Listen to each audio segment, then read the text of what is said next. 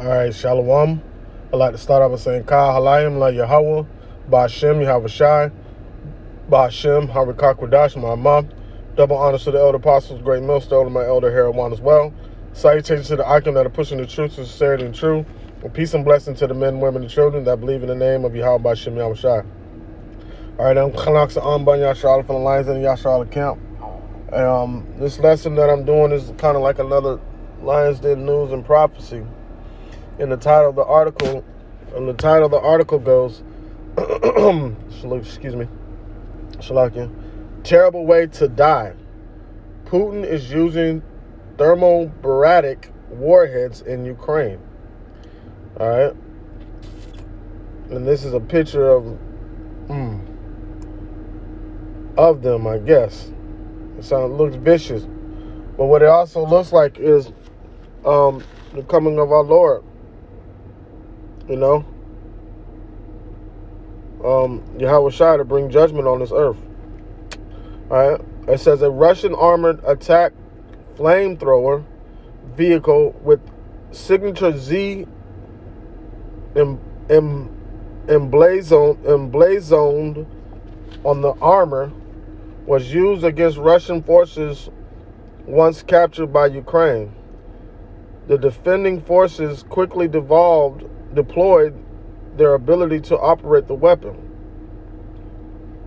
Development was in many ways not particularly surprising, given the large number of Russian armored vehicles that have been abandoned by soldiers who simply do not want to fight Ukrainians. Tanks, armored personnel carriers, and even Soviet-era TOSIA multiple rocket launchers capable of firing thermobaric warheads have been left fully intact by fleeing Russian fighters who have in large numbers supply taken off their vehicles. All right, so these flame-throwing, so I guess that is the picture of it right there, flame-throwing missile launchers, man. All right, and you know, that's symbolic for what's to come, man. It says, much of this is likely due to poor morale among Russian troops and a simple lack of purpose among less enthusiastic soldiers following Kremlin's orders in attacking Ukrainians. The weapon, called a TOSIA, is a Soviet-era system in which a multiple rocket launcher is integrated with a T-72 tank and use a heavy flamethrower. Boom.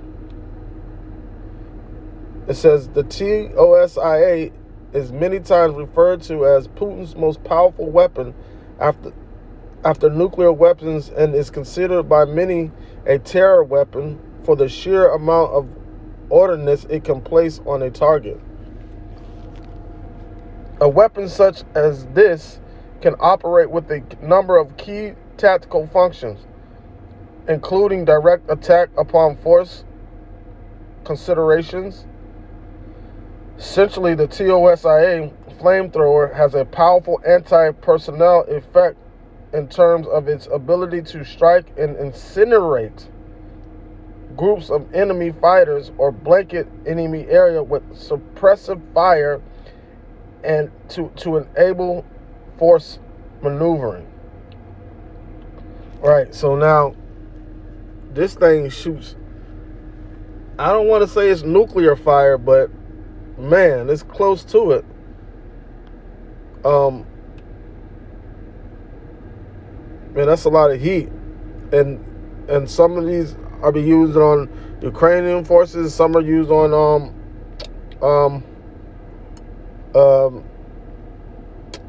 Russian forces. So you had, I don't know how true that is, but you could have some Russian forces like not wanting to fight, just going AWOL and abandoning these vehicles. And I don't know, but what this is a precursor of what's to come, man. It says an article in Ukraine Today explains that TOSIA can attack enemy fortified positions and lightly armored vehicles and transport. When While not made public until 1999 in Omsk, the TOSIA seems to have been quietly generating a massive input on Russian strategic and tactical taking as it opens up new avenues of attack maneuvers. The TOSI was designed to attack enemy fortified positions and lightly armored vehicles and transport. First combat tests took place in 1988 and 1989 in the Penshur Valley during the Russian-Afghan War. The TOSI was shown for the first time in public in 1999 in Omsk, the Ukraine, the article states. All right. It says the range and guidance technology specifies of relevance to the TOSIA are difficult to discern, yet the weapon can lightly disrupt many enemy functions such as supply line transport, forward operating bases, or platforms that can be melted, blasted, or overheat to the point of explosion by intense flame throwing, man. And I want to get a scripture real quick, because ultimately this is what all this is going to lead to. Let me get Isaiah.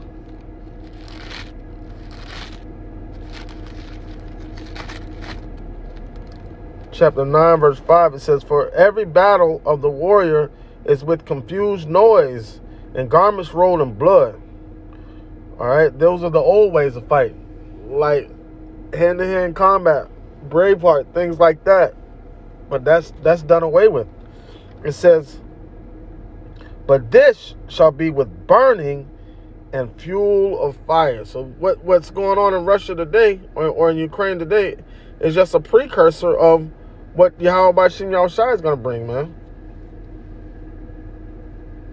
You know? So, with that being said, I mean, what should y'all be doing? Like, the Lord's bringing these prophecies right in front of your face, man. And you have people out there that have the audacity to try to argue and debate, like, I won't say vain topics, but like they want to debate bullshit all day when the Lord's finna bring straight fire on this place, straight judgment, man. This is a precursor leading into the second death, which is the denuclearization of the whole earth, man. The Lord, Yahweh Bashim Yahushai, is going to make sure every single nuke that's ever been made, and these missiles right here, everyone that's ever been made, right, is going to be shot off. You know, the Lord's bringing that fire, man. Let me get Malachi chapter 4, verse 1.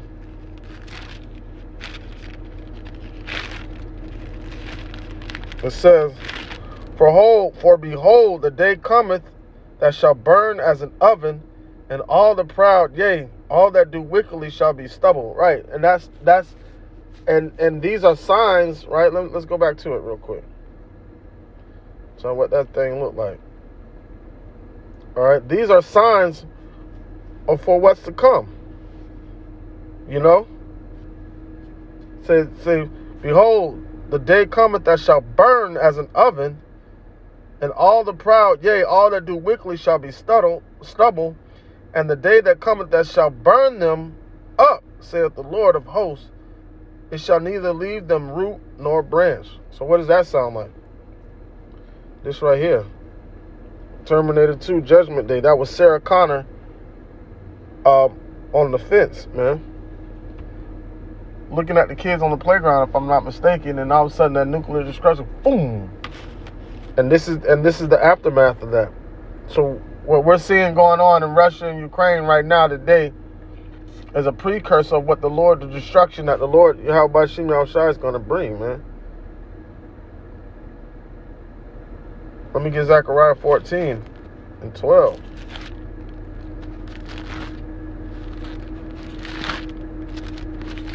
And it says,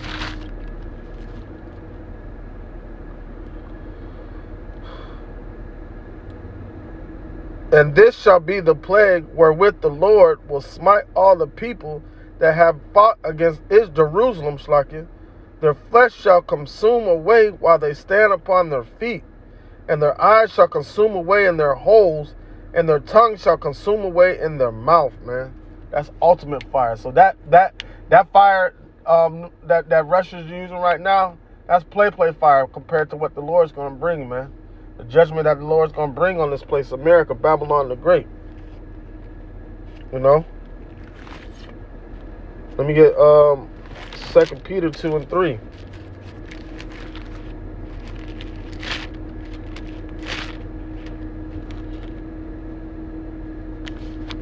No, 3 and 10, Slakia. In 2 Peter chapter 3, verse 10, it says, But the day of the Lord will come as a thief in the night, in which the heavens shall pass away with a great noise. That's the missiles hitting the earth. All right? And the elements shall melt with fervent heat. The earth also and the works therein shall be burnt up, man. And that's what you're witnessing right now. You know, with the war that's going on in Ukraine, that's only the beginning of it. That's a fraction of what's to come in this place, man. A small fraction.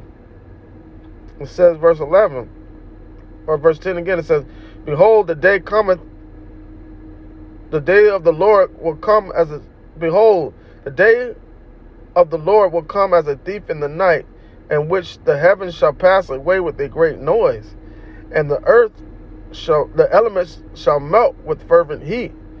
The earth also and the works therein shall be burnt up. Seeing then that all these things shall be dissolved, what manner of persons ought you to be in all holy conversation and godliness? Like, what should you be doing right now, man?